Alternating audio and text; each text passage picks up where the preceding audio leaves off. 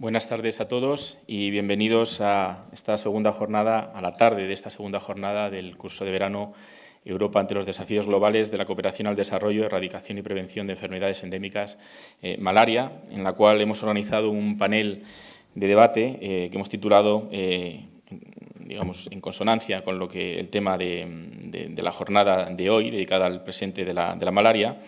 Decía, hemos titulado Estado actual del paludismo en la cooperación sanitaria internacional. Contamos para ello con 3 personas expertas que trabajan sobre el tema, pues a las que voy a presentar de manera seguida para que cada una de ellas pues vaya tomando la palabra con 15 minutos de intervención cada uno para luego poder entrar en un debate que tendremos de 30 minutos. En primer lugar, estará con nosotros el doctor José Miguel Rubio Muñoz, experto del Centro Nacional de Microbiología del Instituto de Salud Carlos III, que nos hablará sobre el paludismo como enfermedad emergente y reemergente. Doctor, tiene la palabra. Muchísimas gracias. Bueno, un poco impactado después de la noticia que nos acaban de dar, pero bueno. Cuando me propusieron hablar del paludismo como enfermedad emergente y reemergente, la verdad que, teniendo en cuenta que yo soy positivista y optimista en este sentido, claro, ¿cómo puedo hablar de una enfermedad emergente, reemergente, cuando estamos viendo que el mapa de distribución de la malaria del 1900 a lo que esperamos el 2040 es de que todos los países del mundo están infectados a conseguir llegar a la erradicación total de la malaria, ¿no? Entonces, me he basado en una frase que ha dicho Quique en el periódico de Extremadura, que le preguntaron, ¿es el paludismo enfermedad emergente o reemergente? Y él decía, el paludismo ha estado antes de que apareciera el ser humano en la Tierra, es una enfermedad permanente, y el problema con la malaria es que cuando te despistas, todo lo que hayas podido avanzar se pierde, y cuando parece que está erradicada se convierte en una patología rutinaria. La verdad que esto pues, es un poco lo que puede ocurrir, ¿no? Y siempre nos tenemos que tener esto en conciencia. En los últimos años, pues, en los mapas de distribución de la OMS, siempre se ve un decrecimiento de los casos de malaria en todos los países. Todos los países aparecen más o menos en colores azules, que quiere decir que han bajado más o menos la prevalencia o el número de casos y de mortalidad en cada país. Pero en el 2014 ya apareció un país en rojo, que era Venezuela. En el 2015 apareció, además de Venezuela, un país vecino, la Guayana. Y en el 2016 ya se ha detectado que el número de casos en la República Dominicana se ha incrementado por encima de sus casos normales y que encima en la isla ha empezado a aparecer Plasmodium vivax, ¿vale? ¿A qué se debe esto? Obviamente, en este caso, el factor determinante es una causa económica. Aquí podéis ver cómo se ha incrementado el número de casos y cómo esto, pues como usando un índice como otro cualquiera, hemos usado el índice de inflación, vemos que económicamente pues el país lo está sufriendo y eso al final lo sufre todo lo que sean todas las medidas de control y los sistemas de vigilancia, ¿no? Pero hay más factores, muchos más factores que pueden empujar a la emergencia o reemergencia, de la malaria, ¿no? Uno es el desplazamiento de poblaciones.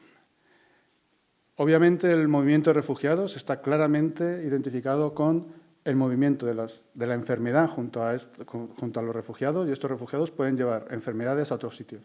Hay un trabajo muy bonito en el PROS que demuestran cómo el movimiento de poblaciones ha llevado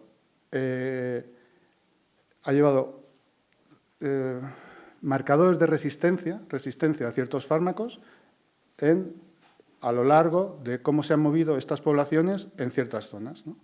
Aquí tenemos un gráfico que es creo que es del DHFR, y se muestra cómo poblaciones del sur, las emigraciones hacia el norte, pues, o movimiento de poblaciones hacia el norte, pues ha llevado consigo todas las mutaciones de resistencia que ellos estaban portando, ¿no? Pero hay un tercer factor, que es la interpretación errónea de los datos. Con esto hay que tener mucho cuidado, ¿vale? Hace ya una serie de años, en Lancet se publicó un estudio de los últimos 10 años de qué había ocurrido con la malaria en Gambia. Y se veía claramente que esta había descendido notablemente en los últimos años, e incluso en algunas zonas de Gambia había llegado a ser casi nivel cero. ¿Qué ocurrió? Que todos los turoperadores europeos desviaron todo el turismo de África hacia Gambia, con la mala fortuna de que ese año en Gambia hubo una epidemia o semiepidemia de Plasmodium falciparum, pero de una cepa que fue bastante letal. Tan letal que aquí en España tuvimos directamente 3 casos de fallecimiento, aparte de muchos casos, y que en Neurosurveillance se publicó un artículo con un número de 12 o 14 casos en total en Europa, de la que también había más casos españoles, que todo venía a cuento de una mala interpretación de que en Gambia ya tenían un índice de malaria tan bajo que realmente no se necesitaba profilaxis para viajar a ese país, ¿no? Entonces, esto te puede hacer que se pierdan medidas de control y la infección emerja de nuevo, ¿no? Otro caso de interpretación errónea es lo que ocurrió en Grecia. En Grecia, en el año 2010, en el año 2011, bueno, 2010-2011, hubo un número importante de casos autóctonos. Pero lo que se vio cuando se hizo el estudio a través del CDC europeo es que realmente los casos no habían surgido de cero, sino que ya llevaban años previamente con casos autóctonos de malaria. Pero ellos, el sistema de vigilancia griego, no lo consideraban como casos autóctonos porque eran extranjeros. Y entonces dices, vale, ¿pero qué extranjeros me estás hablando? Bueno, sí, tenemos 9 casos de Pakistán. Dices, vale, en Pakistán hay malaria, con lo cual es cierto que pueden ser casos importados. Pero no me puedes decir que un caso de Rumanía o 2 casos de Marruecos, países que están libres de malaria, los consideres como malaria importada. ¿Qué llevó eso? ¿Un mal control, una mala vigilancia o una caracterización errónea de los casos? Llevó que al año siguiente tuvieran más de 50 casos autóctonos de malaria. ¿Y cuál es el problema? Que todavía no han conseguido erradicarla totalmente. Es decir, un país europeo donde llevan 10 años seguidos teniendo casos autóctonos de malaria. Según la OMS, debería ser un país reconocido como un país endémico de malaria. Pero bueno, si a Grecia ya le quitamos el turismo, ya no sé qué vamos a quedar. Entonces, con esto siempre hay que tener muchísimo cuidado, ¿no? Cómo manejar los datos para llegar a evitar este tipo de casos. Y el cuarto factor es algo que ya habló ayer, pues un poco Agustín Benito, y se ha hablado aquí en otras ocasiones, que es la relajación de los sistemas de vigilancia. Muchas veces cuando llegas a casi el control total, cuando los casos de malaria en el país han bajado a niveles casi ínfimos, 1% o menos, pues realmente las medidas de control se relajan y los sistemas de vigilancia se relajan porque mueves el dinero de esos puntos que ya no son calientes a otros puntos que tienes calientes. ¿Y qué ocurre con esto? Pues un ejemplo fue Santo Tomás, la República Dominicana, perdón. ¿Qué ocurrió? Pues que de unos porcentajes que habían bajado casi al nivel de 2% o menos, se ha vuelto a pasar a niveles de 10, 15, 20 o 30% de prevalencia. Y es un poco por la relajación de los sistemas de vigilancia. ¿Podría ser que en España tuviéramos una reintroducción de la malaria? Esta es la pregunta que he dejado esta mañana un poco ahí en el aire. Entonces, ¿de qué va a depender? Pues va a depender de si somos capaces en este país de tener el ciclo completo de transmisión. Es decir, una persona infectada que sea capaz de infectar a un mosquito, que este mosquito infecta a otra persona, que esa persona vuelva a infectar a otro mosquito, con lo cual se completaría un ciclo de transmisión. Nosotros, en España, realmente, bueno, si os fijáis en los 2 casos que hemos estado comentando esta mañana, pues realmente provienen de zonas donde realmente el vector no parece que tenga una distribución muy amplia, aunque sí que hay, pues no son los sitios típicos donde nosotros hemos pensado o se ha comprobado que el vector exista, ¿no? Por lo menos con respecto a lo que era la malaria en el siglo pasado, en el siglo XX en España, eran zonas no maláricas, El vector tampoco estaba notificado, o sea, no se había localizado o no se buscaba en esas zonas, con lo cual realmente no era demasiado problemático. Nosotros en España, el vector que tenemos es Anopheles atroparbus. Hay más vectores. Tenemos otros anofelinos vectores, casi todos ellos son vectores secundarios, ¿vale? Y todas las pruebas que se han hecho con este vector, que es una de las cosas por las que estamos bastante a salvo de tener un resurgimiento de la malaria en nuestro país, es que son refractarios a las cepas de Plasmodium falciparum africanas. Eso se ha comprobado en laboratorios, se ha comprobado en diferentes laboratorios, en Holanda, en Italia, en Barcelona, y nuestros mosquitos son refractarios. ¿Qué quiere decir que son refractarios? Que son incapaces de infectarse y mucho menos de infectar. No llegan a producir oquistes y, obviamente, si no producen oquistes y oquinetos, nunca llegarán a producir esporozoditos, ¿vale? Eso nos salva. ¿Qué es lo que no nos salva? Que nuestros mosquitos sí que no son refractantes a Plasmodium vivax. Y Plasmodium vivax sí que puede completar su ciclo en nuestro vector. En el vector que tenemos actualmente. Igual el vector que tenemos actualmente no es el que teníamos aquí cuando existía la malaria, cuando teníamos malaria autóctona. Pero por lo menos el que tenemos ahora no lo es. Como hemos visto... Un momentín, perdón. He perdido una diapositiva. Pero la busco, no os preocupéis. Aquí está. Claro, lo que os comentaba del ciclo.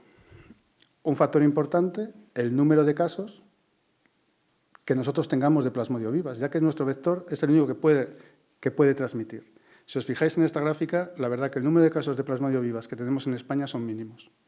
Entonces, que se junte, que nuestro vector sea capaz de localizar a uno de estos casos, que aunque nosotros en el laboratorio podamos detectar 10, 12, en total serán 20 no más en todo el país, que se junte, que la zona de procedencia sea los dos casos que hemos tenido, de la zona del subcontinente indio pakistaní, y luego, si os fijáis, esas poblaciones, en España, no tenemos un número de migrantes cualificados de ese número con un número alto de personas. O sea, la incidencia de Plasmodium vivax es mínima, la incidencia de población que venga de esas zonas de riesgo es mínima, con lo cual realmente las posibilidades de que en España tengamos una reintroducción son mínimas. No quiere decir que no vayan a existir, no quiere decir que no vayamos a tener casos aislados, pero nuestras medidas de control, vigilancia y nuestros sistemas sanitarios es complicado que, tal como hemos visto con estos dos casos que hemos tenido, que se nos escape, ¿vale? Con lo cual, realmente, en nuestro caso, pues es difícil que haya una reintroducción de la malaria, pero sí que es verdad que en zonas endémicas, en zonas donde el control se pierda en algún momento, por cuestiones económicas, por cuestiones, otro tipo de factores que hemos estado comentando, sí que es factible que todas las medidas previas de control desaparezcan y, como dice un poco Quique, pues que de repente todo lo que hayas hecho no sirva para nada y te vuelvas a encontrar con unos porcentajes y unas prevalencias muy altas. Ya con esto acabo. Muchísimas gracias. Queda 3 minutos.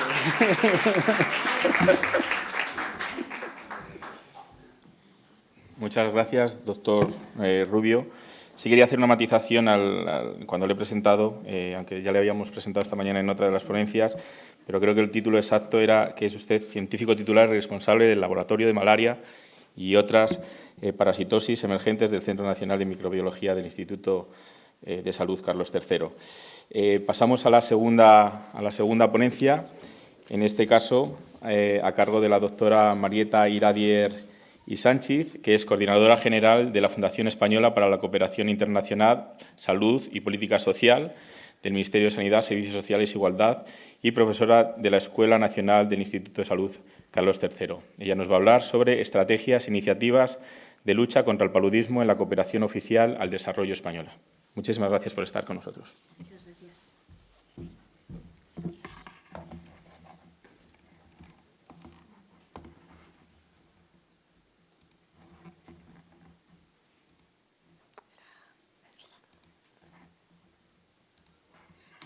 ¿No puedo pasarme las fichitas?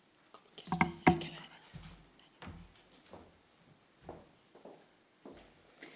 Buenas tardes. En principio, sintiendo mucho la verdad, el triste accidente que acaeció. Quería dar las gracias a la Fundación Academia Europea Juste por la amabilidad en invitarme y por la magnífica organización de las jornadas, no solo a nivel profesional, sino a nivel personal también. Estoy aquí para hablarles sobre la ayuda oficial al desarrollo. Yo soy abogada, así que no voy a hablar nada de moléculas, parásitos y todas las... Vamos a dar un toque un poco diferente a estas jornadas. Ustedes igual se pregunten cómo se organiza la cooperación al desarrollo en España. El Gobierno de España se alinea con el resto de la comunidad internacional a la hora de establecer las estrategias en cooperación, no solamente en malaria, no solamente en salud, sino en cualquier otro tema. Tenemos dos fuentes de las que bebemos en la cooperación española o en la ayuda oficial al desarrollo. Por un lado, los Objetivos de Desarrollo Sostenible, que son 17 objetivos que fueron aprobados el 1 de enero del 2016, que estarán en vigor hasta el 31 de diciembre del 2030 y que marcan toda la cooperación al desarrollo. Es un consenso de casi 200 países que se firmó en la sede de Naciones Unidas para establecer la agenda, el marco de actuación, la agenda del desarrollo para los próximos 15 años. Como digo, son 17 objetivos con una serie de indicadores, 169 metas, de los que vamos a tomar nota de dos de ellos. El primero y más evidente, el objetivo tercero, el de salud y bienestar, que se define como la posibilidad de garantizar una vida saludable y promover el bienestar de todos en todas las edades. Si se han dado cuenta, la definición de los objetivos incluye la palabra sostenible.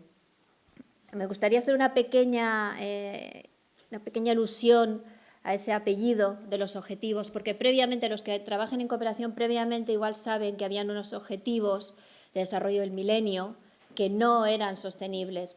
El concepto de sostenibilidad, el concepto de viabilidad es un concepto que se introdujo con la idea de intentar que las acciones de cooperación al desarrollo se sostengan cuando se ha acabado el dinero.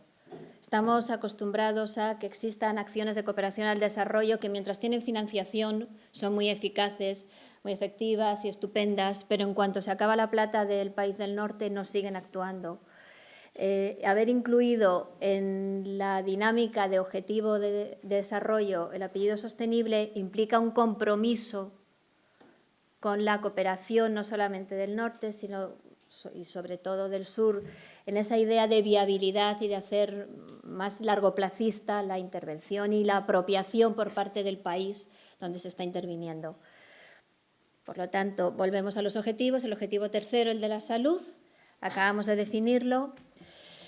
Hay varias metas, ya hemos dicho que eran 169, si no recuerdo mal. Una específica de salud en el tema que nos atañe es que para el 2030 la comunidad internacional desea poner fin a las epidemias de SIDA, tuberculosis, malaria, enfermedades tropicales desatendidas, combatir la hepatitis, las enfermedades transmisibles de agua y otras. Aparte del objetivo tercero, que es como muy obvio, el de salud, no hay que olvidar el 13º, que es el objetivo que trata de la acción por el clima.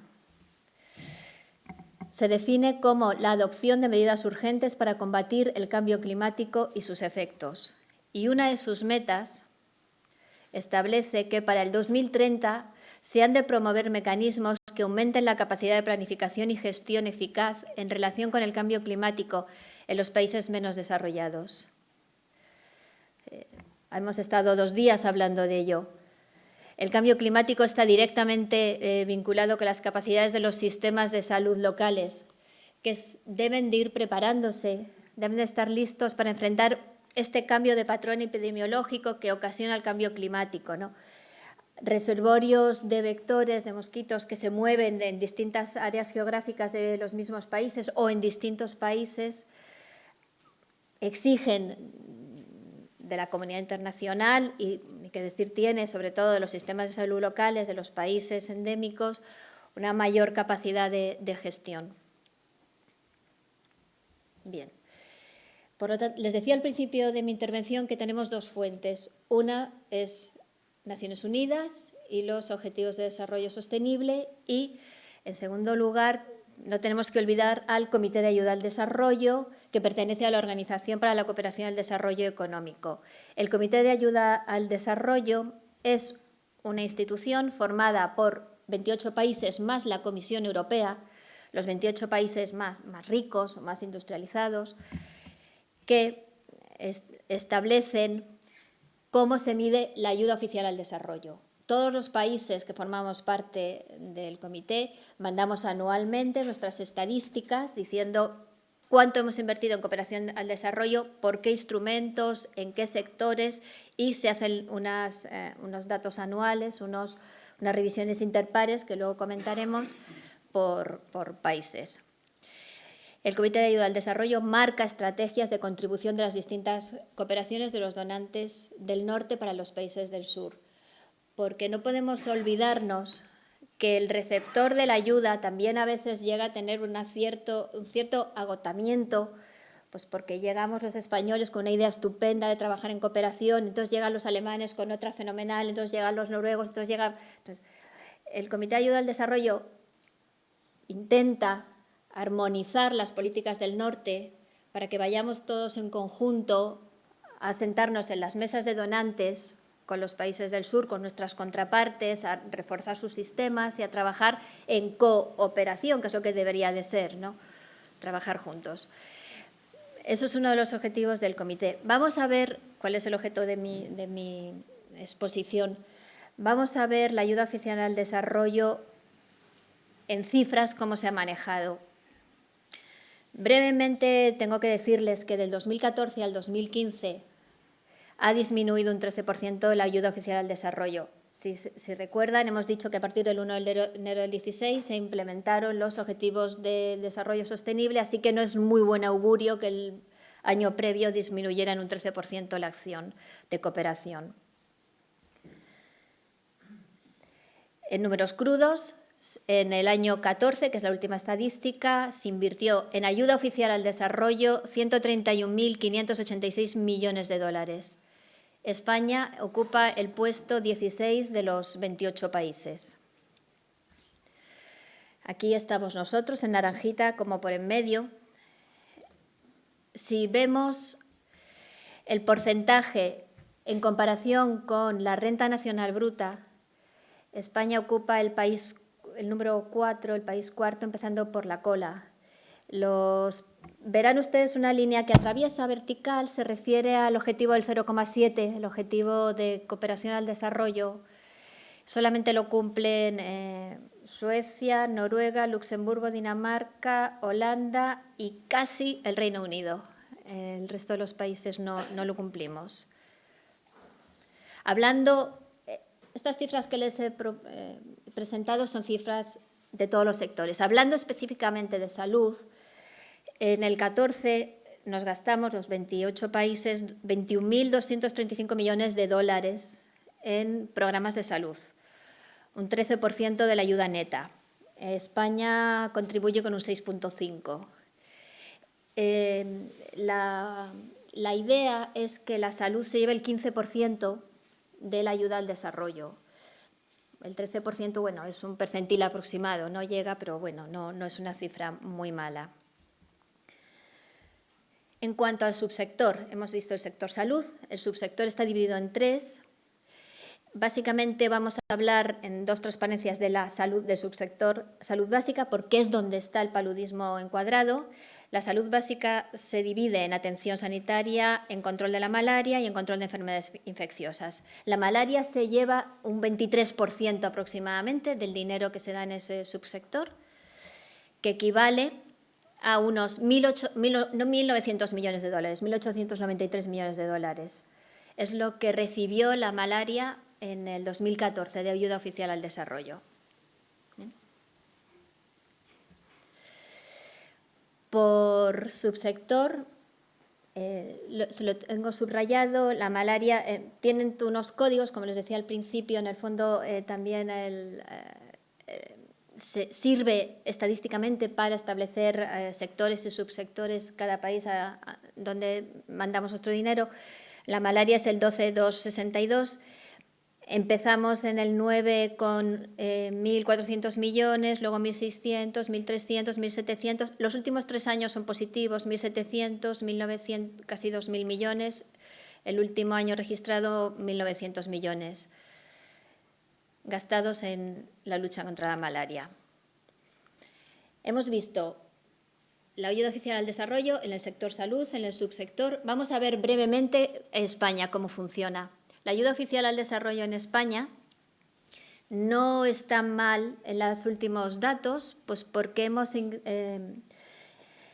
invertido un 14,77, casi el 15% recomendado en salud, y ese porcentaje no lo teníamos desde el año 2000. No son unas malas cifras, aunque estamos con mucha necesidad de mejora, como han visto, porque no llegamos, me parece que es el 0,2% del Producto Interior Bruto el que damos a cooperación. En cuanto a la distribución, España da dinero a través del Ministerio de Asuntos Exteriores, del Ministerio de Hacienda y Función Pública y de mi ministerio, el Ministerio de Sanidad.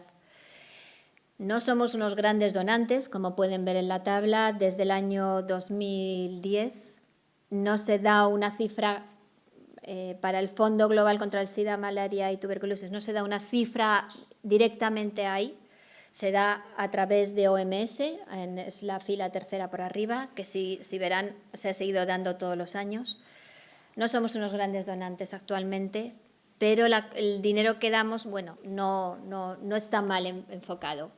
Más allá del dinero que damos a salud, creo que es interesante este dato, que son los 10 países que más dinero reciben de España en salud, en ayuda oficial al desarrollo. El primer país bandera, el top 10, es Mozambique siempre.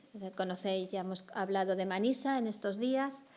El segundo es Guatemala, Bolivia, territorios palestinos, poblaciones saharauis, Mali, Guinea Ecuatorial, República Democrática de Congo, Etiopía y El Salvador. Son los 10 países con más dinero en salud por parte de España.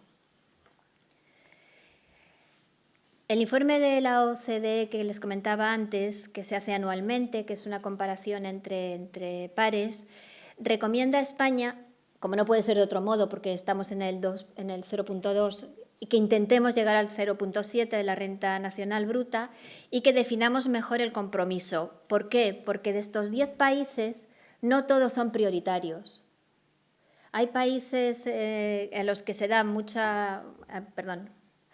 dinero, pero no son los del plan director más representativos, ¿no? A veces pues hay otros intereses o quizás otras recomendaciones tácticas que nos hacen no ser tan coherentes con nuestros dictámenes de cooperación.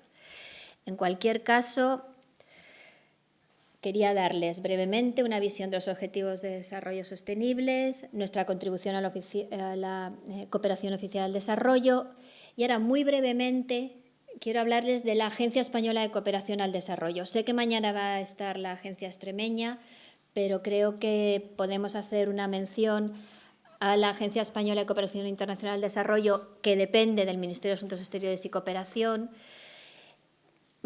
y contarles los 4 proyectos más destacados que tienen relacionados con el paludismo desde AICID, desde la agencia. El primero, y como no podía ser de otro modo, es el Centro de Investigación en Salud de Manisa. Se creó en el año 96, lo conocen ustedes bien, creo que mañana también se va a hablar de él. Es un centro de investigación que trata las principales causas de la enfermedad y, sobre todo, enfermedad y mortalidad de niños y mujeres embarazadas. Está en Mozambique, entre otros temas, trabaja muy fuerte en malaria, también en tuberculosis, VIH, enfermedades diarreicas y respiratorias, prestación médica y una formación en investigadores muy interesante también. Así que, fundamental, Manisa. Hay un programa muy interesante y muy nuevo en Nicaragua, en la zona pacífica de Nicaragua, porque hay bastante malaria todavía. Un programa integral sectorial de agua y saneamiento urbano. AECI trabaja mucho con DNDi, que es una iniciativa público-privada que trabaja en enfermedades olvidadas y muy específicamente en malaria. Y para terminar, como no podía ser de otro modo, en cualquier caso, AECI está alineada con la Organización Mundial de la Salud en la iniciativa Acabemos la malaria para siempre, donde, coincidiendo con la celebración del Día Mundial de la Malaria, presentó, junto con Gavi, junto con el Fondo Global, UNITAID, la que consideran definitiva fase de ensayo de una vacuna que se va a implementar en el 2018 en Ghana, en Malawi y en Kenia. Así, con esta breve reflexión, objetivos del milenio, cooperación oficial y lo que hace España oficialmente desde el Ministerio de Asuntos Exteriores, confío haber sido capaz de transmitirles brevemente lo que es la ayuda oficial al desarrollo.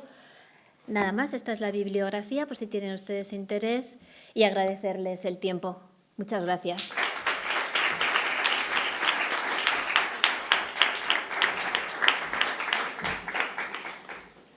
Muchas gracias, doctora Iradier. Pasaremos luego al debate sobre todos estos temas y la relación que puede haber entre las diferentes ponencias. Y para ir avanzando en la agenda, paso ya directamente a presentar al doctor Pedro Javier Berzosa Díaz, que es responsable del Laboratorio de Malaria del Centro Nacional de Medicina Tropical del Instituto de Salud Carlos III. Y bueno, pues de su currículum pues, podría destacar, por no entrar en la materia más técnica que tienen ustedes en su dossier, que ha realizado trabajos de campo en Guinea Ecuatorial y Etiopía, donde desarrolla la investigación cooperativa y acaba de realizar una formación para comenzar un estudio de efectividad terapéutica en Guinea Ecuatorial junto a la OMS y el Programa de Lucha Antipalúdica del Ministerio de Sanidad y Bienestar Social de Guinea Ecuatorial. Sin más preámbulos, doctor Berzosa, tiene la palabra. Muchas gracias por acompañarnos.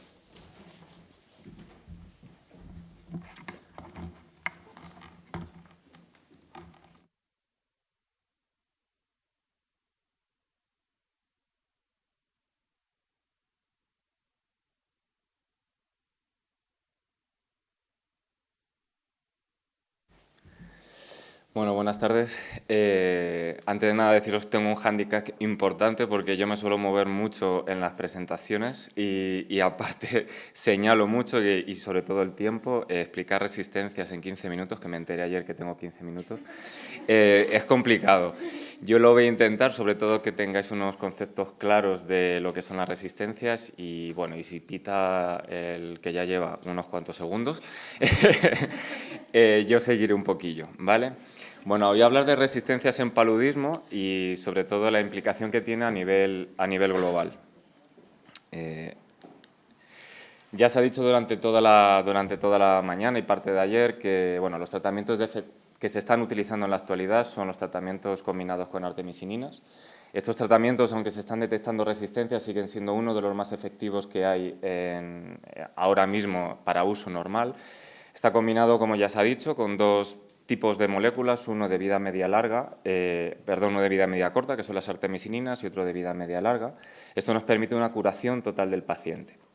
Siguen siendo muy efectivos, sobre todo por lo que se ha dicho esta mañana, producen una eliminación muy rápida de la biomasa del parásito. En los 3 primeros días a veces son indetectables los parásitos a microscopía y eso es súper importante porque desaparece la sintomatología del paciente. Sobre todo cuando se están utilizando las artemisininas en la zona en la que se está trabajando, se tiene que hacer un control y una vigilancia para evitar la aparición de las resistencias. Bueno, ¿qué entendemos por resistencia? La resistencia es la capacidad que tiene un parásito a sobrevivir y o multiplicarse a pesar de la administración y absorción de una droga dada en dosis iguales o más altas. Si tenemos en cuenta la resistencia aparece por mutaciones en determinados genes que se relacionan con la resistencia a determinadas moléculas. La resistencia son eventos genéticos que presenta el parásito y ocurren de forma espontánea. Hay veces que son efectivas y hay otras veces que no. Cuando son efectivas ya tendríamos un parásito resistente y se producen de forma independiente a la droga. Esto quiere decir que la droga no tiene ningún efecto en la producción de mutación, pero sí en la selección de poblaciones resistentes, como también ya se ha dicho. El parásito luego tiene algo muy importante, que es sobrevivir al sistema inmunológico del paciente y, sobre todo, una vez que ha sobrevivido, que el mosquito se lleve ese parásito y en su recombinación genética que sufre dentro del mosquito no pierda esa mutación que ha aparecido y pueda ser transmitido al resto de la población. Por lo tanto, hay dos etapas importantes, una genética y otra de supervivencia del parásito. Bueno, en este mapa, que no puedo señalar, podéis ver en la parte de arriba dónde se generan las resistencias. Normalmente se generan en el sudeste asiático y de ahí pasan a la costa este de África y ya se extienden.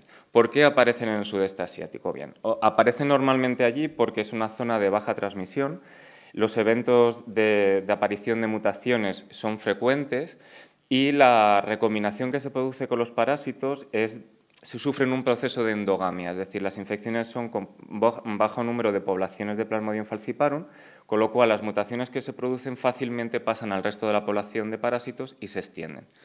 Si hablamos de África subsahariana, las infecciones por Plasmodium falciparum son multipoblacionales.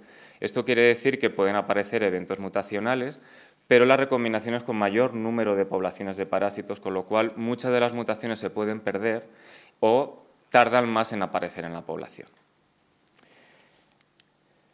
¿Qué mecanismos de resistencia podemos encontrar y cómo los podemos estudiar, las resistencias del parásito? Bueno, iba a comentarlos todos, pero evidentemente por tiempo no puedo. Simplemente el parásito vais a ver que es, y lo estáis viendo, que es mucho más inteligente que nosotros. Tiene una capacidad adaptativa total y de plasticidad muy alta. Aquí podéis ver varios ejemplos de mecanismos de resistencia en lo que se trata o lo que hace el parásito resistente es secuestrar el tratamiento. En algunos casos lo expulsa fuera del hematíe y en otros casos lo introduce dentro de la vacuola digestiva del parásito, con lo cual nunca hay suficiente cantidad de tratamiento para que el parásito tenga un efecto nocivo para él. Otro de los efectos que puede ser es a nivel de rutas metabólicas. Por ejemplo, sulfadoxina pirimetamina, que es el fansidar, actúa en la ruta del folato del parásito y el parásito finalmente, al no tener folato, muere por apoptosis celular.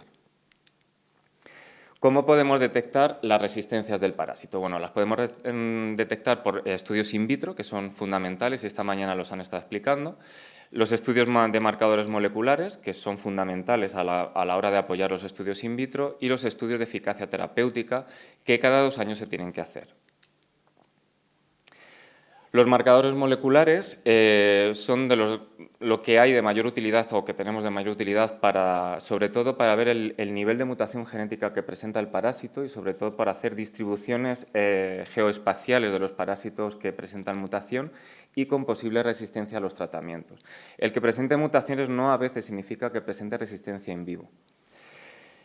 Con el estudio podemos identificar si los tratamientos están funcionando adecuadamente, nos indican si las cosas se están haciendo correctas en las pautas de tratamiento, nos permiten hacer algo fundamental cuando se trabaja en resistencia, que es la vigilancia. Y estos estudios van acompañados siempre de los estudios de efectividad terapéutica en el terreno para acompañar la información que obtenemos en el terreno con los pacientes. Los marcadores moleculares que nosotros estudiamos de forma rutinaria en el laboratorio son el CRT, que está relacionado con la resistencia a cloroquina, MDR1, cuyas mutaciones es de multiresistencia y se relaciona con cloroquina, quinina, mefloquina, etc. DHFR y DHPS, cuyas mutaciones se relacionan con la resistencia al fansidar, sulfadoxina pirimetamina. Este caso es un caso peculiar porque a medida que aumenta el número de mutaciones de resistencia del parásito en ambos genes, se establece un mayor número o una mayor resistencia del parásito frente al tratamiento. Naidoo y Roper en el año 2015 establecen 3 grupos de combinación de mutación de DHFR y DHPS, que son los parcialmente resistentes, los totalmente resistentes y los superresistentes.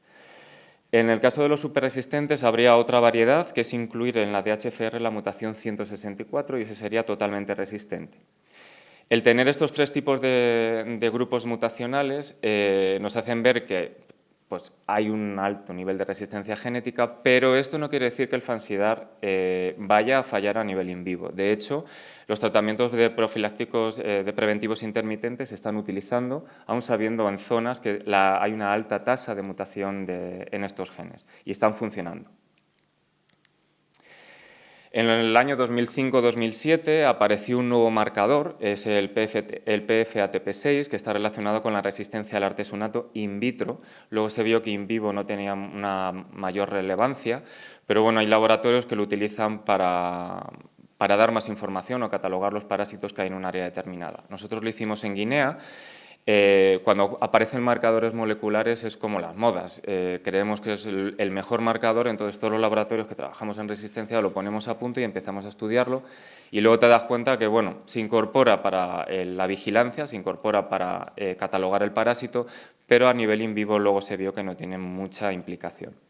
Se hace simplemente por, bueno, veis abajo, es un gen muy grande de 3.500 pares de bases, y lo que hacemos es una secuenciación secuencial por fragmentos y luego estudiamos el gen completo. Otro de los marcadores que se utilizan para el mapeo es el citocromo BC1, que está relacionado con la resistencia a la autovacuna, que es uno de los componentes del malarone, que es la profilaxis estrella que utiliza todo el mundo cuando viajamos a zonas endémicas. También se hace, en este caso se hace por RFLPs PCR. Bueno, hasta el año 2017, hasta marzo de 2017, el único punto en el que sí que se puede decir que aparece resistencia en el terreno in vivo a los ACTs es en el sudeste asiático, sobre todo en la región del Gran Mekong, que está constituido por Tailandia, Myanmar, Camboya y Vietnam.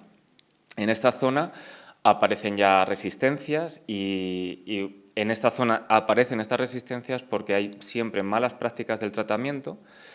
Los pacientes suelen tener una mala adherencia al tratamiento, que luego si queréis os puedo contar mi experiencia en Guinea con la adherencia al tratamiento, y disponibilidad generalizada de la monoterapia del artesunato. Las artemisininas en el sudeste asiático es uno de los países o de las zonas en las cuales la monoterapia se está utilizando, con lo cual esto favorece mucho a que aumenten las resistencias. Con lo cual, cuando los ACTs dejen de funcionar, vamos a tener un grave peligro a nivel de salud pública.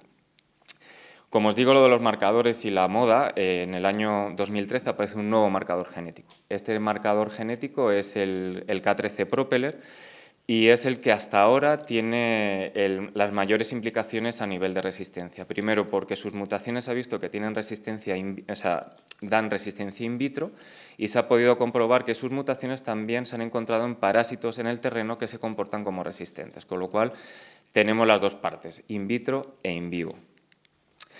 Este gen se encuentra en el cromosoma K13 de Plasmodium falciparum y el estudio lo realizamos a través de una Nested PCR, obtenemos un fragmento de 890 pares de bases y luego simplemente hacemos una secuenciación y estudiamos los distintos puntos de mutación.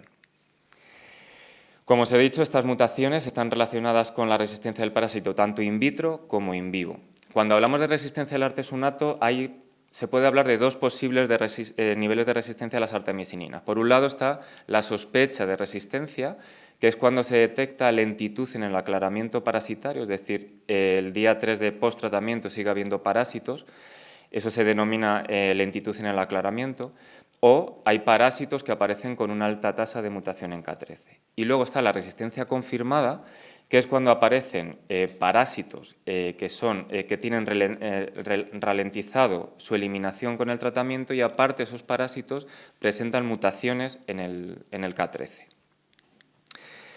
Dentro del gen de K13, os digo que casi todos los laboratorios lo estamos estudiando, están apareciendo numerosas mutaciones, hay algunas que no están asociadas a nada. Luego hay otras que son candidatos, son mutaciones no sinónimas que producen alteraciones en las proteínas, en la proteína que se codifica, y son candidatos porque se está estudiando si realmente tiene una implicación en la resistencia. Y luego hay una serie, 6 puntos de mutación relacionados con la resistencia y que ya están validados y aprobados por OMS. Todo lo que os he contado es real hasta este momento. Ya ha aparecido un artículo en el año 2017 en que en Senegal aparecen parásitos en el día 3, es decir, con lentitud en el aclaramiento y no aparece polimorfismo en el K13, con lo cual ocurre lo mismo. Ya hay zonas en las que pueden aparecer comportamientos de resistencia del parásito, pero en el cual no hay mutaciones en K13. Pues ocurre que tenemos numerosos marcadores que estudiamos, cada vez tenemos más marcadores que tenemos que estudiar a la hora de tomar parásitos en el terreno para catalogarlos y realmente no sabemos lo que ocurre. Es decir, puede haber colaboración entre genes, puede haber duplicación génica, y lo único en lo que nos hace pensar es, os pongo este fragmento del libro de Alicia en el País de las Maravillas, que a mí me gusta mucho, en el que Alicia dice: en mi país cuando uno corre tanto llega a otro lugar. La reina dice: aquí como ves, se ha de correr a toda marcha simplemente para seguir en el mismo lugar. Y si quieres llegar a otra parte, por lo menos has de correr el doble de rápido. Eso es lo que nos está pasando con Plasmodium falciparum. Plasmodium falciparum es la reina de corazones y nosotros vamos agarrados de su mano, evolucionando con él, pero él siempre nos gana, constantemente nos está ganando. Para conseguir al menos a ponernos a su nivel hay que correr un poquito más. Por eso cuando sacamos tratamientos nuevos normalmente ya hay parásitos resistentes, porque los procesos de mutagénesis son de forma independiente a la droga. Bueno, otra forma de estudiar la resistencia súper importante y que nunca se debe de abandonar son los estudios de eficacia terapéutica. Estos estudios se hacen en el terreno. Estos estudios nos permiten identificar cómo funciona una droga y lo que hacemos es comprobar la presencia del parásito mediante microscopía. Siempre se hace en niños menores de 5 años con Plasmodium falciparum y malaria no grave y se evalúan las respuestas clínicas y parasitológicas de los niños. Se suele hacer con los tratamientos de primera y segunda intención de la guía de tratamiento. Los parásitos que se han detectado como resistentes en el terreno es obligatorio estudiar o hacer el genotipado del parásito. Para ello utilizamos 2 genes que ayer la doctora Montero habló de ellos, que son MSP1 y MSP2. Son genes son muy polimórficos y nos permiten detectar las poblaciones que aparecen del parásito. Entonces, comparando día 0 con el día de la resistencia, podemos determinar si es una resistencia real o una reinfección. Por lo tanto, una vez que hacemos un estudio de efectividad terapéutica, siempre tiene que ir acompañado con el esfuerzo de hacer un estudio genético del parásito para hacer o dar la mayor información posible a los ministerios con los que estamos trabajando. ¿Cómo se expanden las resistencias? Bueno, las resistencias se pueden expandir con poblaciones que tienen alterado su sistema inmunológico. El sistema inmunológico del paciente colabora siempre con los tratamientos, entonces hay población humana que tiene un sistema inmunológico alterado y pueden actuar como reservorios de cepas resistentes. Y sobre todo lo que está generando la selección de población resistente es el mal uso de las drogas y sobre todo las falsificaciones de las drogas que tenemos en el mercado. ¿Se pueden prevenir las resistencias? Sí, se pueden prevenir. Intentar un diagnóstico directo, ya lo hemos dicho, siempre dar tratamiento cuando haya presencia de parásito o constancia de que hay parásito. Tratamiento directamente observado, aunque esto es complicado, los ACT se dan en 3 días. El primer tratamiento del día 0 sí que se da en presencia del clínico, el resto tienes que confiar en el que lo cumplan. Para eso hay que hacer una buena consejería con el paciente para intentar que lo cumpla. Terapias combinadas. Ayudar al desarrollo de nuevos fármacos, tener en cuenta que los nuevos fármacos van a aparecer en las estimaciones que hay en 2020, con lo cual tenemos que trabajar con lo que hay. Mejorar el acceso a los tratamientos y promover el uso de mosquiteras. Rápidamente, todo lo que os he contado es de Plasmodium falciparum, pero no olvidéis a Plasmodium vivax. Era el hermano bueno de los Plasmodium y se está comportando ya de una forma muy agresiva. Empieza a aparecer con resistencias. El problema que hay es que no hay marcadores validados de resistencia. Os he puesto un artículo que nosotros publicamos de Etiopía, en el que hicimos un estudio para ver las mutaciones que existían en el DHFR y DHPS de Plasmodium vivax y ver qué podría ocurrir en el caso de que se esté dando en el tratamiento preventivo intermitente con Plasmodium vivax. Bueno, ¿es un problema global? Pues sí, porque si nos quedamos sin tratamientos, las poblaciones endémicas van a sufrir una alta morbimortalidad, va a aumentar las prevalencias de la enfermedad, nosotros mismos nos veremos afectados, no tendremos tratamientos ni profilácticos cuando viajamos, ni si nos infectamos en España no nos podríamos tratar, no tendríamos tratamientos adecuados. A la resistencia de los parásitos hay que incorporar la resistencia a los insecticidas del mosquito, que cada vez son más altas, con lo cual los 2 pilares del control de la enfermedad se están cayendo. No os voy a explicar la gráfica que ya ha puesto todo el mundo, es la de la epidemiología de la enfermedad en España. Cuando se tambalean los pilares del control, aumenta la morbimortalidad de la enfermedad. Tenerlo en cuenta sobre todo para las poblaciones de mujer embarazada y niños menores de 5 años, que son los verdaderos afectados de la infección. Rápidamente, recomendaros estas 3 páginas web, que son muy interesantes. A mí me gusta mucho la primera, porque Los investigadores volcamos los datos de marcadores genéticos de resistencia y hacen mapas interactivos. Entonces podéis ir gen por gen y marcador por marcador viendo dónde hay mayor distribución de ellos y creo que es muy buena idea que entréis y que lo podáis testar. Pues muchísimas gracias y perdonad que me haya pasado.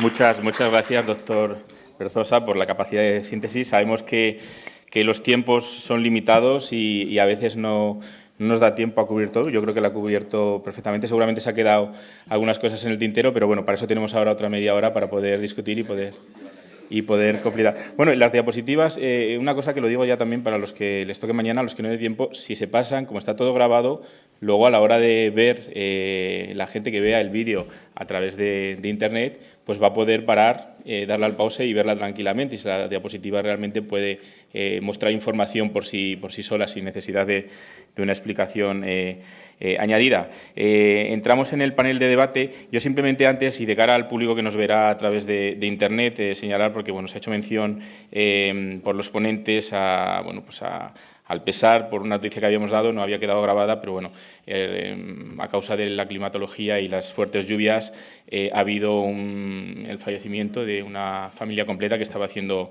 barranquismo, padre, madre y 2 niños, y bueno, otros 2 no tenemos la cifra completa, y bueno, pues hemos hecho un minuto de silencio durante el curso por esta tragedia. Simplemente por si alguien se pregunta al ver los vídeos a qué se referían los ponentes. Sin más, paso a dar la palabra a la doctora Estrella Morento Clemente, investigadora científica de malaria y parásitos emergentes del Centro Nacional de Microbiología del Instituto de Salud Carlos III, que van a moderar este panel de debate. Doctora, muchas gracias.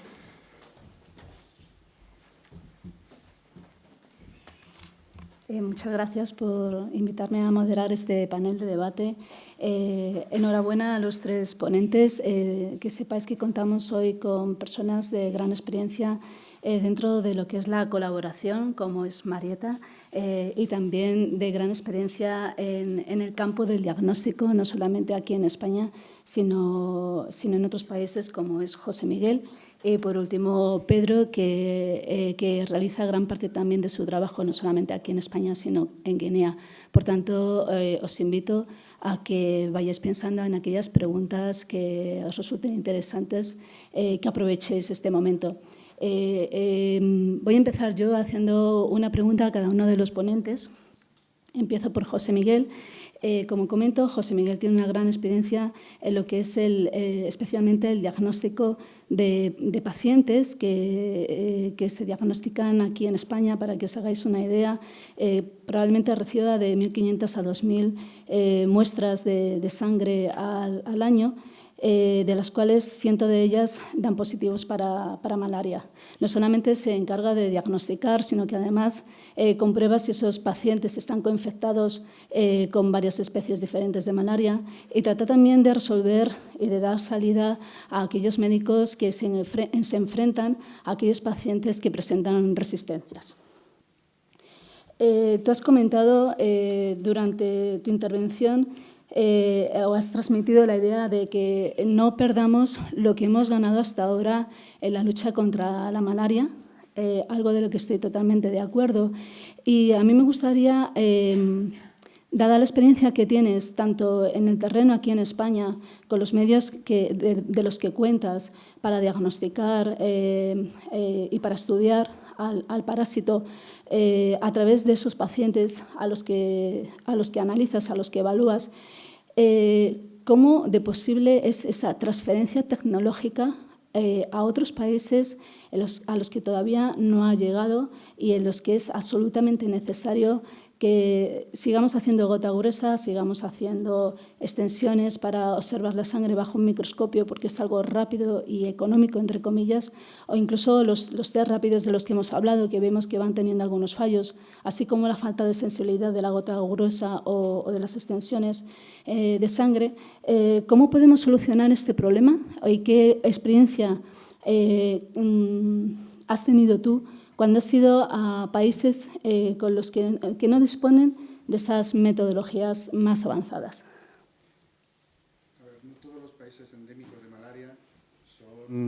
países que no se puedan permitir este tipo de tecnologías. O sea, nosotros nos hemos movido, tenemos muchas colaboraciones con muchos países. Yo trabajo bastante en Brasil, en Malasia. En Brasil sí que hay centros de referencia que tienen tecnología como la que podemos tener nosotros, y nosotros hemos transferido nuestra tecnología de diagnóstico y ya la practican. En Malasia, patrocinados por la OMS, hemos hecho varios cursos justamente para transferencia tecnológica del diagnóstico por PCR, diagnóstico molecular de malaria. Y ahí nos ha ocurrido una cosa curiosa. El centro de referencia sí que la tiene aplicada y la usa. Bueno, esta mañana os he mostrado alguna de cuando hemos hablado de los mosquitos, pues ellos tenían ahí sus PCRs y se veían, usan nuestra tecnología para aplicada en mosquitos, no solo en los pacientes. Y luego, pues de la asistencia a ese curso, que era un poco un curso para los hospitales, para que pudieran llevar esta tecnología más cerca del paciente, pues ha habido hospitales que sí que la han transferido, que tienen la tecnología puesta a punto, y otros que han decidido que no. Con lo cual, en este caso, son países más o menos ricos, son países que pueden permitírselo, con lo cual, bueno, depende un poco de ellos y de las circunstancias. Sí que es verdad que para los países, África, por ejemplo, es mucho más complicado, aunque hay centros de referencia que sí que la tienen, pero no está cerca al paciente.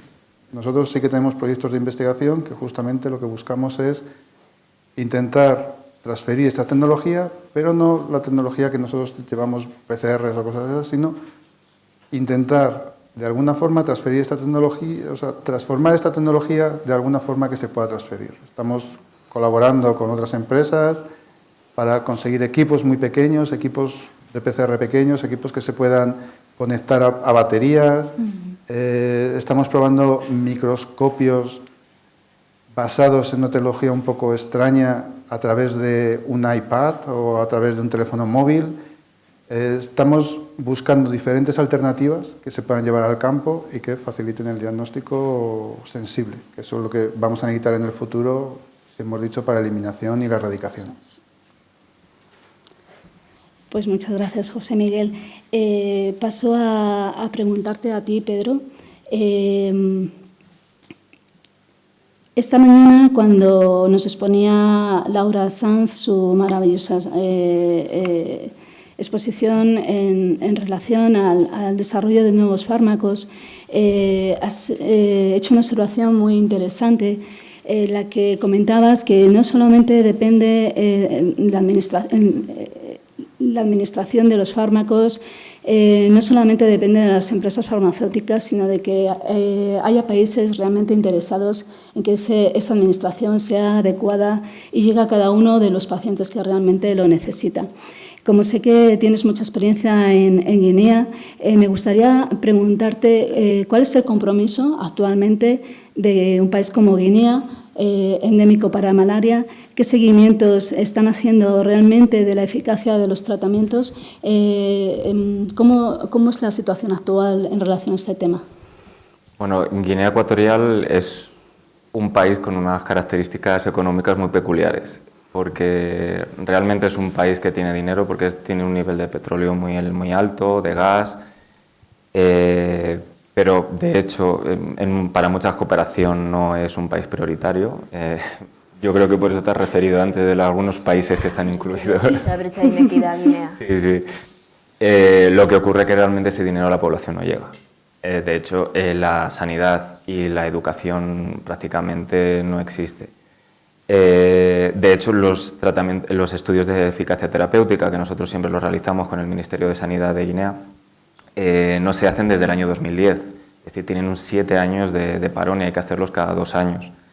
Se han retomado ahora, gracias a la presentación de nuestros resultados en octubre, el nuevo ministro, que sí que tiene un compromiso más cercano a la población, vio los resultados de resistencias y se alarmó, y el mismo día mandó reunir a todo el mundo para tomar ya la decisión, y de hecho va a empezar el estudio de efectividad terapéutica ahora mismo. Todo esto además se junta con que no se cumple la propia guía del país, es decir, no hay tratamiento ni de primera ni de segunda intención. Los tratamientos se quedan en la isla de Bioko, que es donde se encuentra la capital, y no llegan a la región continental. De hecho, la región continental tiene una prevalencia de malaria y de una alta transmisión, mucho más que la isla de Bioko, y no hay tratamiento. La gente dice, es que están utilizando incluso cloroquina. Ya, pero es que tratan con lo que tienen. Cloroquina, sulfaoxina, pirimetamina, mefloquina, lo que sea. También es verdad que hay mucha población china que está introduciendo cierta sanidad un poco extraña y está favoreciendo también la venta de tratamientos un poco sospechosos. Entonces, es una situación epidemiológica un poco complicada la de Guinea. De hecho, ahora el petróleo se está acabando, las empresas petrolíferas están yendo, el paro está aumentando y el miedo que tenemos todos a que a nivel sanitario se tambalee todo de tal forma que produzca un rebrote de la enfermedad con una alta mortalidad. Me imagino que dentro de la sala habrá personas que en estos momentos se estén planteando ser cooperantes y ejercer como médicos, enfermeros, farmacéuticos, abogados en países que lo necesitan. En este caso, ¿qué recomendaciones darías no al viajero que va a volver a su país de origen, probablemente de un país desarrollado en el que si coge una malaria casi con seguridad le van a poder curar y atender adecuadamente, sino para estas personas que tienen pensado pasar un tiempo más largo, de 3 meses hasta incluso varios años? ¿Qué hay que hacer en estos casos? Pues hay para todos los gustos. Que te pueden curar en España no es tan fácil, ¿eh? Que hay un piloto de Iberia que fue con un ministro, ¿no? Y un médico le diagnosticó mal, pensaban que era una gripe A y murió. O sea que hay que tener cuidado también. Hay profilaxis de todo tipo para todo tipo de personas y si no tienes ningún problema de base y puedes tomar cualquier cosa, el Malarón es uno de los tratamientos que mejor sientan. El único problema es que te tienes que tomar una pastilla diaria, que para mucha gente eso es un gran problema. Pero bueno, puedes tomar mefloquina. La mefloquina, si no tienes una enfermedad de base psicológica, pues te la puedes tomar. Yo me la he tomado y de momento no tengo ningún problema. Y luego, en cuanto a la duración de la profilaxis, pues depende. Si vas a ir 3 meses, yo te recomiendo que estés 3 meses tomándotela. Porque yo la he tomado en un año que estuve viajando mucho, la tomé descansando una semana y lo único que sí que noté que tenía a lo mejor diarrea, pero puede ser por 1000 causas, no simplemente por la pastilla.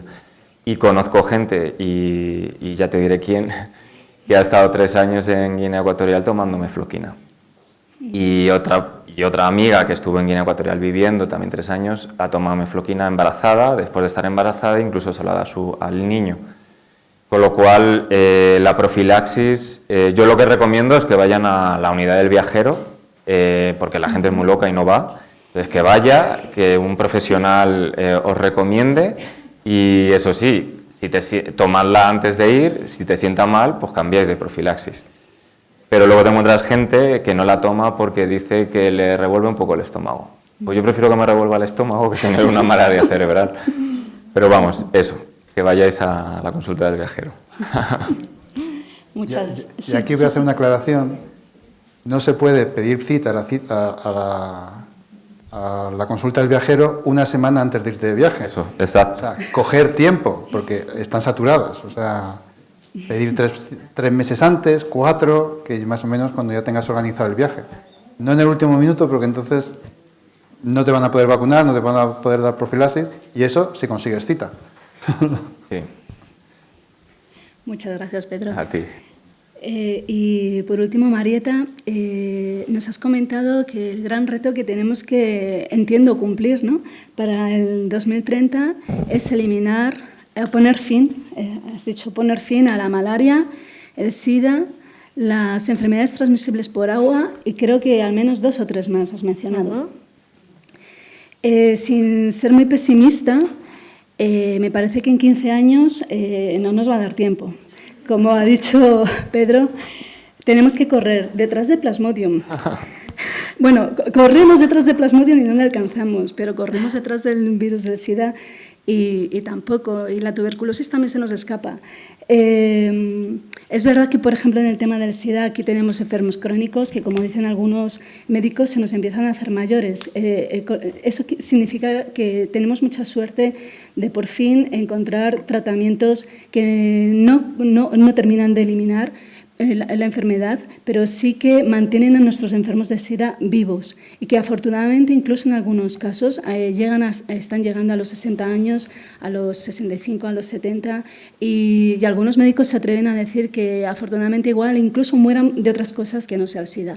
Eso me parece un buen ejemplo a seguir, pero está ocurriendo en países europeos. Me imagino que en África, desgraciadamente, no llegan esos tratamientos tan buenos, ¿no?, para controlar ese SIDA crónico. Entonces, con malaria ya estamos viendo lo que nos está pasando.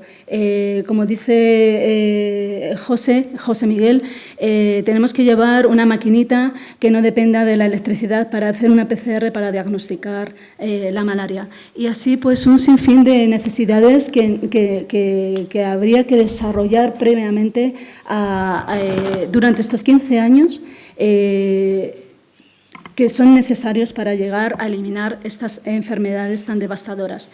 Mi pregunta es, a mí me crea mucha curiosidad saber por qué se les pone títulos tan ostentosos a estos objetivos cuando sabemos que son muy complicados de cumplir.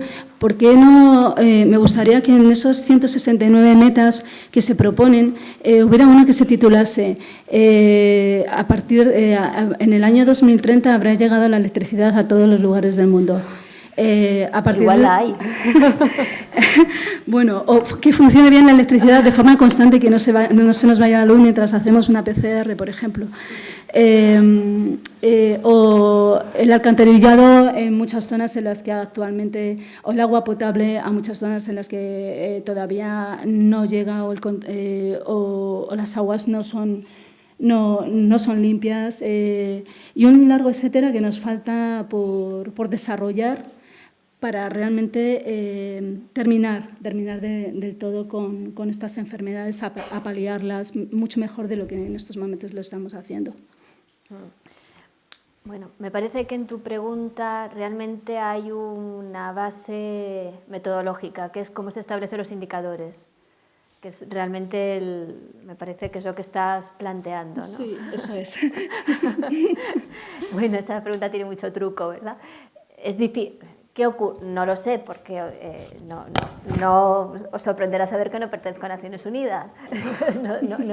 No sé cómo hicieron cuando se sentaron y negociaron los indicadores, pero sí que vivo en un nivel infinitamente más modesto, como se hacen cerca de mí. Entonces siempre está la idea de voy a decir que voy a lograr el 100% del no sé qué, porque claro, ¿cómo no lo voy a decir?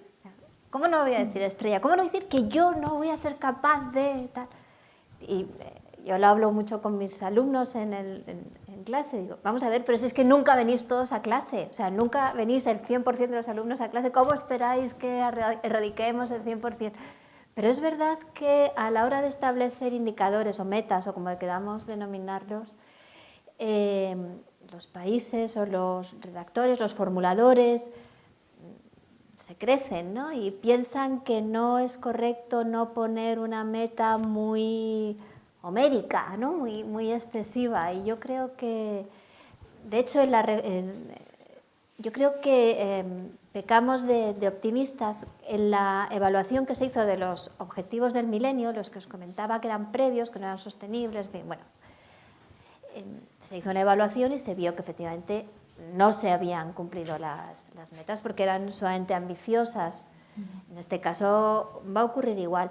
También entiendo que si no pones una meta muy ambiciosa, igual no haces un esfuerzo grande de comprometer recursos, no solamente económicos, sino humanos, técnicos, como para incoar el logro de la misma, ¿no? Entonces, pero no tengo una respuesta porque yo creo que es un problema metodológico y es elegir entre me ciño a la realidad de lo que probablemente ocurra en el 2030 versus esto es una declaración de intenciones, un desideratum de lo que quiero llegar a alcanzar y cómo no voy a reflejar que lo que quiero que lo que ocurre es que no nos muramos, ¿no? Sí, pero esa pregunta te la guardo, ¿eh? Sí, me imagino que voy a intentar por lo menos conseguir erradicar la malaria. O sea, me parece muy loaz, efectivamente, que haya un compromiso de decir vamos a intentar que en el 2030 haber avanzado y haber mejorado la situación general en el mundo y especialmente en los países que más lo necesitan. Sí. Yo quizás si hubiera participado en la redacción, a lo mejor hubiera hecho lo mismo, ¿no? A lo mejor es más adecuado pecar de optimista que ser muy conservador y poner unas cifras menores que a lo mejor harían que los países impulsaran menos la acción. Realmente no se sabe. También son metas de proceso, ¿no? Tampoco son metas de impacto. Entonces, bueno, hay una evaluación, hay evaluaciones intermedias, iremos viendo. Muchas Muchísimas gracias por las aclaraciones. Bueno, pues ahora paso la palabra al público, que seguramente también tenga preguntas muy interesantes que hacer.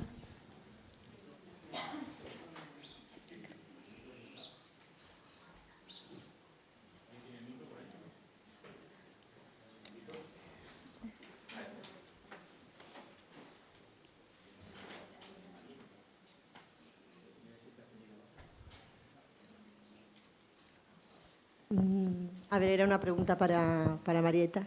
Marieta, bueno, pues yo agradezco que haya venido alguien de la Agencia de Cooperación, ¿no?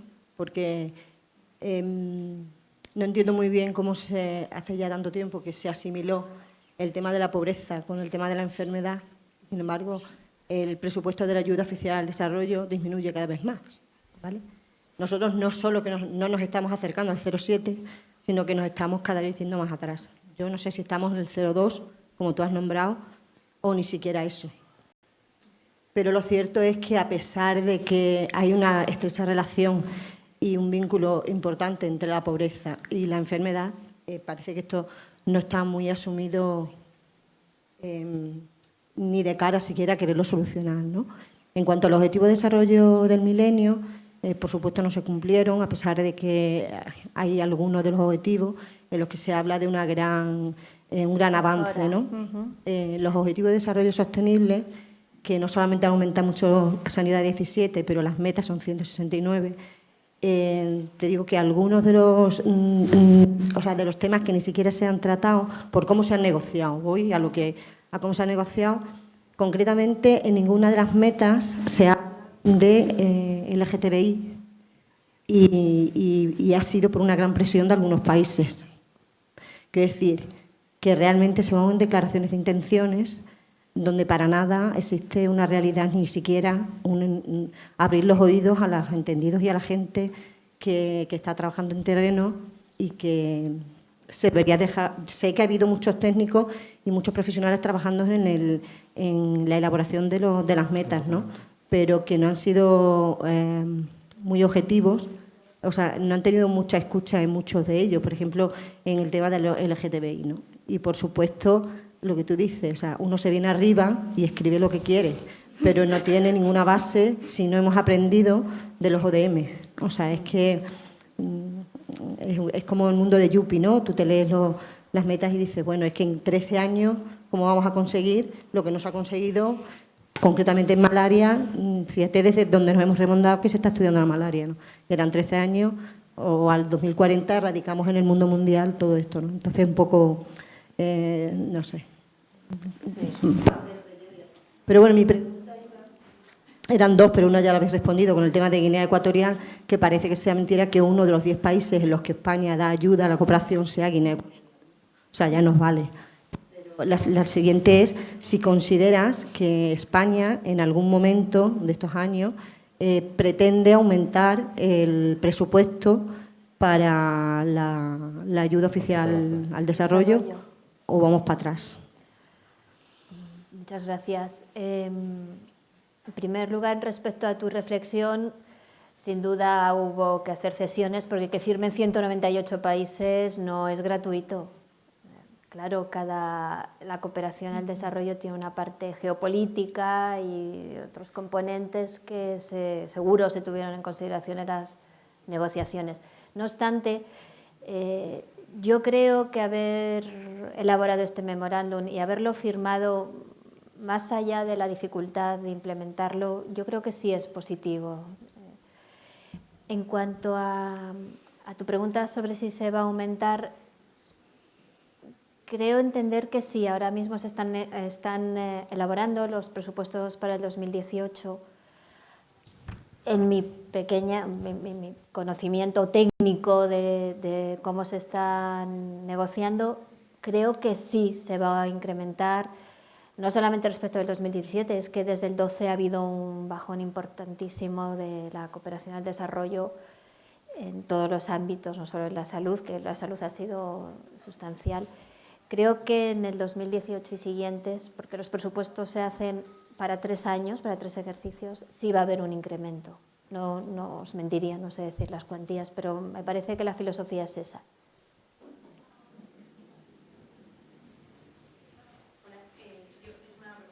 ¿A ti? Para Pedro, no, que me lo he aprendido. La primera es una pregunta muy básica respecto a las resistencias. Entonces, siempre son previas a los fármacos y nunca secundarias a los fármacos. Eso también se aplica a bacterias y a otro tipo de microorganismos. Eso ya no te puedo decir. En este concreto. Que sí que... Sí. Que se aplica a bacterias. Sí, que se aplica a bacterias. Vale, gracias. Bueno, y luego, secundariamente a esto, con respecto a la profilaxis, de no gente que va a lo mejor 12 días o 10 días, sino a los que van mucho más tiempo y muchos más meses, es evidente que el beneficio de la profilaxis es indiscutible, pero mi duda es, ya que cuando tú te estás tomando esa profilaxis, sí acabas teniendo malaria, hay que tratarte con un tratamiento diferente al que estás tomando, aunque si aumentaras las dosis a dosis terapéuticas se pudiera curar en teoría. Mi duda es si hay algún tipo de estudio o se está monitorizando la presencia o existencia de nuevas resistencias por culpa de nosotros, los que vamos allí largo tiempo con profilaxis a dosis subóptimas, porque no son terapéuticas. Ya, cuando normalmente se está utilizando, la mayor parte de la profilaxis que se está utilizando es malarone, y el malarone no se utiliza para tratamiento. Lo puedes utilizar, pero no se usa. Exclusivamente se mantiene para la profilaxis.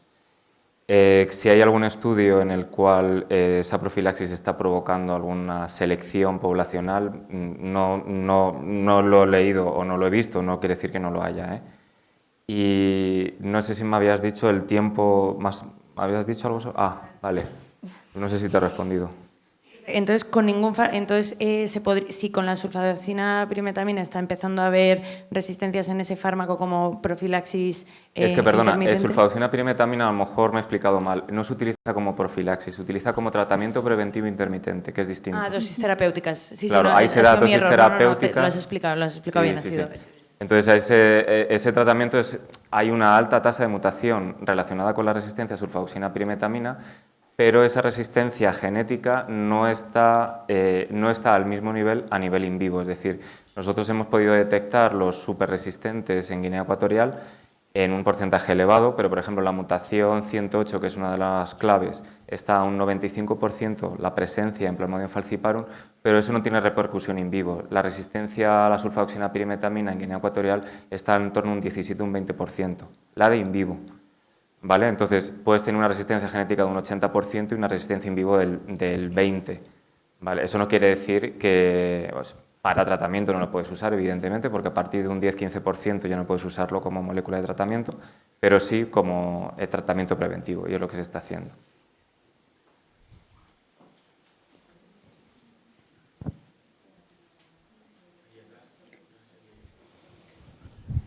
Rafa. Hola, buenas tardes. Mi pregunta es para Marieta, porque el trabajo de los demás los conozco bastante. vais muy bien. Mi pregunta es un poco crítica, no crítica, sino es un poco peligrosa. En un foro. ¿Otra? No, pero no va contra ti, no va contra ti, va contra mí, porque me consta que hay altos cargos de la Junta en este momento, del Servicio Extremeño de Salud. Entonces, yo tengo mi duda y soy un poco incrédulo en cuanto a la transferencia en sanidad a las comunidades autónomas. Yo creo que, para mí, mi idea de algo central que coordine... estamos en un foro de discusión, no lo sé. Soy incrédulo para eso. Entonces, ¿hasta qué punto es necesario que haya en cada comunidad autónoma una agencia de cooperación? Si eso supone... Lo estoy diciendo aquí con todas las consecuencias. ¿Hasta qué punto eso es necesario? ¿Hasta qué punto eso es bueno? Que le reste poder a la Agencia Nacional... Yo he estado en Guinea Ecuatorial, montado en un coche con el logotipo, el huevo frito ese que llaman, de Agencia de Cooperación Española. ¿Hasta qué punto se le quita potencial a la Agencia Nacional? ¿Hasta qué punto hay competencia? ¿Y hasta qué punto esas agencias suponen, que soy muy crítico, colocar a un amigo en un puesto con un alto salario? No, me quejo porque yo ahora mismo estoy en paro, entonces me voy a buscar una agencia de estas, pues encuentro sitio. ¿Hasta qué punto eso es un conflicto? Sin duda, yo creo que lo que adolece entre las agencias es la coordinación. AECI, yo pertenezco al Ministerio de Sanidad, pero a mí me parece que lo que más dificulta el desarrollo de la cooperación exterior es la coordinación entre las distintas agencias. En España no solamente hay agencias en las comunidades autónomas, sino que hay ayuntamientos que tienen sus cooperaciones. Más a mi razón, ¿no? Es decir, ¿perdón? Más a mi razón, es decir, división, Sí. división. ¿Qué es? ¿División No. de recursos también? ¿División de pasta? El fondo al final es dinero y personal. No sé si será necesario. Sí. Sí. En cualquier caso es difícil coordinarte con tantos actores, y ya no solamente es difícil coordinarnos aquí en España entre nuestras comunidades autónomas. Tú imagínate en terreno, ¿no? En el donante que llega, no, yo es que soy España, pero Comunidad de Valencia. Entonces llega otro, no, yo soy, pero Comunidad de Madrid, España, pero Comunidad de Madrid. Entonces es lo que hablábamos antes, ¿no? Al donante le dejas agotado, le dejas exhausto. Sí. El ministro tuvimos un trabajo en Filipinas muchos años, y el ministro de Salud decía, yo es que todos los días me reúno con la cooperación 3 o 4 veces. Claro, o sea, es que no puedes hacer otra cosa. O sea, cuando no te reúnes con los americanos o con los japoneses. Entonces, Japón, Okinawa, no, Japón, Nagasaki, no, Japón. Entonces, bueno, es una coordinación difícil alinear todas las actividades. Sí. Por eso digo que yo, saliendo de España, en países en desarrollo, lo que llega, por ejemplo, España es Real Madrid y Fútbol Club Barcelona. Es decir, eso es lo que se conoce de España. Sí. No le hables de Alicante o Cáceres. No, sin duda. Es decir, coincidimos. Yo creo que coincidimos. Yo creo que sí. Muchas gracias.